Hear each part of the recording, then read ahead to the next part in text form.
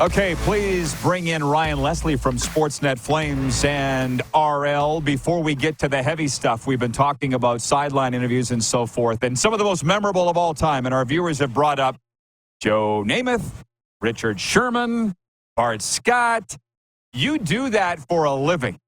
Is there a key or a secret, Ryan, to not having your interview target go off on you in an interview? I like when it goes sideways, Roddy.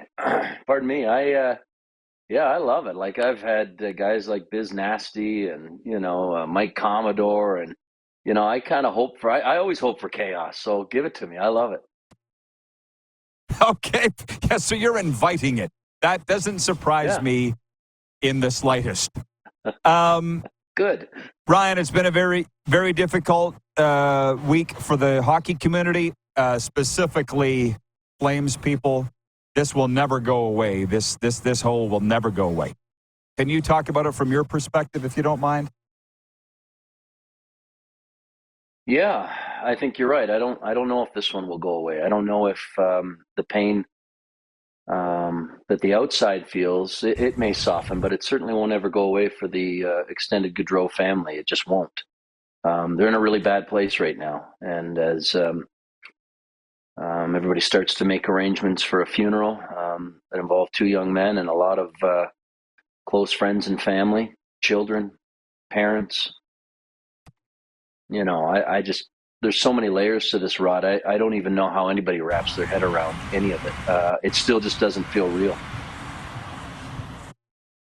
I bet, and I appreciate you coming on because there's a shock component to this, obviously a traumatic component to this. And when that, when they said there's no funeral arrangements announced, of course not. I get it. How could you? How could you think about that right now?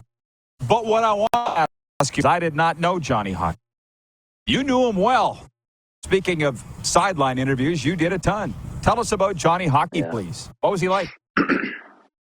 Well, on to your question, I guess, just first and foremost about the sideline interviews and great conversations with him. And I was revisiting some old ones recently, just for a full season at the end of most of his walk-off interviews with me, either for intermission or at the end of the game. You could mix in some cliche answers, you could mix in some honest answers, but always at the very end, he would just hit me with his subtle brand of humor, deadpan it, and just say, "Yeah, great interview, Ryan," and then walk away. And it was fantastic, and I loved it. And he was also such a jovial guy, as I'm sure your viewers and listeners have heard. And I was thumbing through some old texts that he and I had exchanged as recently as this past hockey season, and he and Meredith would be at home on an off night watching Flames games, and they're like, "We're watching you," and he'd be ripping me apart and making fun of me or whatever. But then he'd always ask, "Can you say this word? Can you work the word popsicle into the intermission?" And of course, I'd say, "All right, well, what's on the line?" And he'd tell me that, "All right, dinner or a bottle of wine or something when I come to town." And so I'd say, Rasmus Anderson scores. It's popsicles all around, and the Flames are up 1-0. Well, my phone would be blowing up. He'd be howling. He'd be like, "That's the best. I love it." And when he came to town, I said, "Don't worry about dinner." He goes, "Well," and he gave me these. He gave me these gloves, signed them for my 50th. So that's pretty cool as a nice little keepsake. And I've got him out here. His spirit, his personality, his love of the game, and just his joy for life, and now into fatherhood and being a husband, a real legitimate family man, that you could see the joy with these two beautiful children. And that was actually the last thing that we had talked about, was his son, Johnny Jr., and just the set of lungs on him and having another baby around. So that was pretty special. I'll hang on to those. That was a good man on and off the ice. So pretty lucky to have gotten to know him as well as I did, and the entire family. So they're hurting. We're thinking of them. And I just think the outpouring of support. I heard from Meredith a day or two ago, and it's going to take time. Yeah, well said. And he sounds like just about every hockey player I know. Smart, sarcastic, but with a really big heart. When you talk about those gifts and the little messages that he has sent you. It's pretty obvious what the mood is in Calgary, but what's the scene around the Saddle Dome, right? There's going to be a candlelight vigil tonight. What can you just tell everybody else that's not there what it's like? Yeah, it's pretty somber. Johnny was one of their guys, regardless of where he was playing.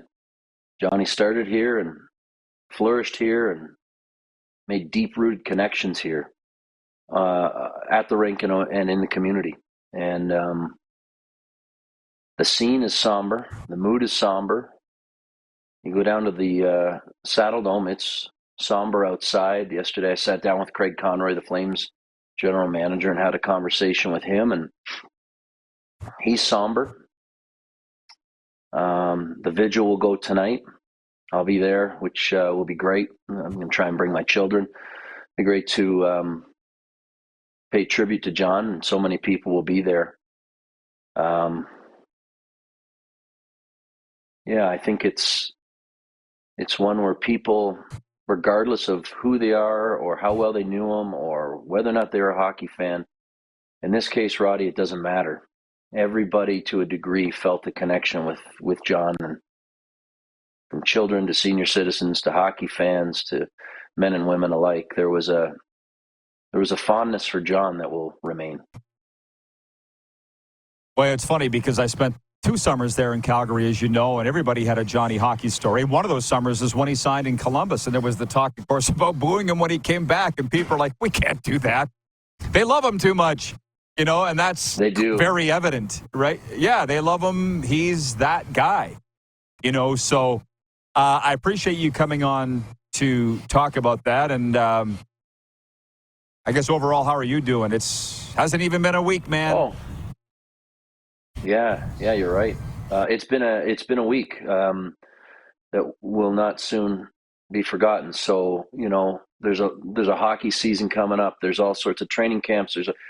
But all of that right now is on temporary hold in terms of right now everybody's focus is to, if they knew John or had an association with him, to get to that funeral.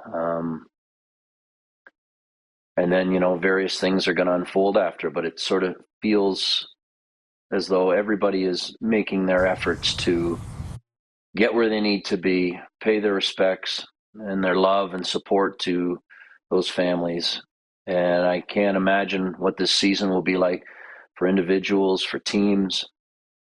A lot of his hockey brethren are wrecked right now. So, what does opening night look like? Everybody's got questions. And the one thing right now that I think everybody needs to do is just take a step back, and just, this process has to play itself out. And it has to play itself out with the family being first and foremost, in terms of their wishes, in terms of what they have the strength for, in terms of, because everybody wants answers. What are they going to do about the number? Is it going to be retired? What's opening? Everybody wants everything right now. But I'm telling you, the way this family is right now, it needs some time. So everything will start to take shape the way it should, but we just can't expect it today. Absolutely. Very well said, man. And I know it's tough to talk about, but it does need to be talked about. So thank you for this. I'll be thinking of you tonight, and I'm here if you need me, buddy, as always. Thanks for this today. Be strong. You're a good man. Thanks for having me. No, it's great to chat about him. I love it. And it can be hard and it can be beautiful all at once, to remember. It doesn't matter, friend, family, connection, what it is. I mean, when you have a fondness for somebody, I believe anyhow, and I know everybody's different and entitled to have a different approach, but I like talking about those that meant something to you. And as I've said in the past about other people, you wear them like a badge of honor. And I think a lot of people will for Johnny and Matty Gaudreau, that's for sure. Absolutely. Thanks, Ryan. Good to see you. Sportsnet Flames host Ryan Leslie.